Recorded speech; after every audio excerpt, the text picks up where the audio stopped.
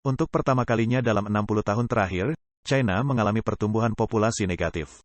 Pemerintah telah memberlakukan berbagai langkah untuk meningkatkan angka kelahiran seperti subsidi keuangan, namun pesimisme tentang masa depan hampir menjadi hal yang biasa. Perasaan di kalangan anak muda Cina, setiap orang memutuskan untuk menjadi generasi terakhir dari keluarga. Melaporkan pada tanggal 27 Januari bahwa Emily, 25 tahun, yang tinggal di Shanghai mengatakan bahwa anak muda-muda Tionghoa umumnya bingung tentang masa depan mereka dan merasa tertekan.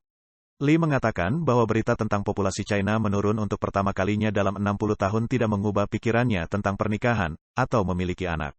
Apalagi anak muda Tiongkok saat ini semuanya berpendidikan tinggi dan nilai tradisional keluarga tidak menarik bagi mereka. Selain itu, tekanan yang tinggi di Tiongkok, gaya hidup dan tekanan kehidupan sehari-hari juga merupakan alasan mengapa kaum muda menolak.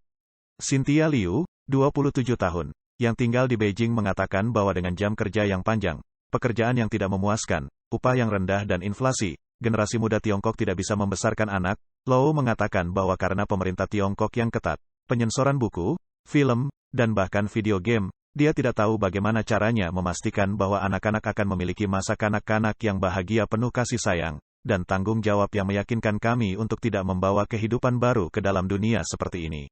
Apalagi selama 3 tahun terakhir pandemi, pemerintah Tiongkok menutup kota yang dikunci dan peningkatan tindakan pengendalian sosial telah mempengaruhi masa depan rakyat Tiongkok. Adam Wong, 26 tahun, yang tinggal di Tianjin, penguncian terus-menerus di banyak tempat selama 3 tahun terakhir telah menguras tabungan mereka dan orang kehilangan rasa aman. Wong mengatakan bahwa pabrik-pabrik dan platform pengiriman tidak dapat menyediakan pekerja dengan tunjangan yang layak, dan banyak lagi orang berlomba-lomba untuk menjadi pegawai negeri. Karena pengangguran kaum muda mencapai titik tertinggi selama pandemi, pada Desember tahun 2022 jumlah pengangguran di Tiongkok dari 16 hingga 24 tahun di China, mencapai 20 juta, menurut data dari Biro Statistik Nasional China. Tingkat pengangguran mencapai 19,9% pada Juli tahun 2022. Adam Wong mengatakan bahwa prospek ekonomi yang memburuk telah membuat anak muda Tiongkok berjuang untuk memenuhi kebutuhan hidup, sehingga meninggalkan rekan-rekan mereka tanpa waktu untuk berpikir tentang menikah atau memiliki anak, karena mereka bahkan tidak bisa merawat diri mereka sendiri.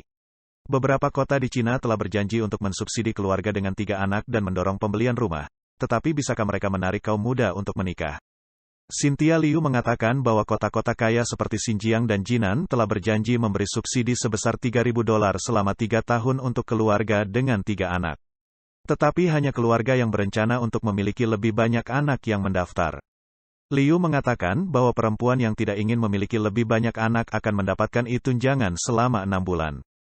Di daerah-daerah, selain kota-kota besar, pemerintah daerah tidak memberikan subsidi apapun sehingga langkah-langkah untuk mendorong orang untuk memiliki anak hanyalah bualan. Emily mengatakan perempuan yang belum menikah yang dia kenal, kerabatnya dan teman-temannya, percaya bahwa dukungan-dukungan pemerintah China tidak cukup untuk meyakinkan perempuan untuk melahirkan. Meskipun tingkat kelahiran di China terus menurun, kualitas hidup kaum muda China diharapkan meningkat karena mereka memiliki lebih banyak sumber daya untuk dibelanjakan bagi diri mereka sendiri.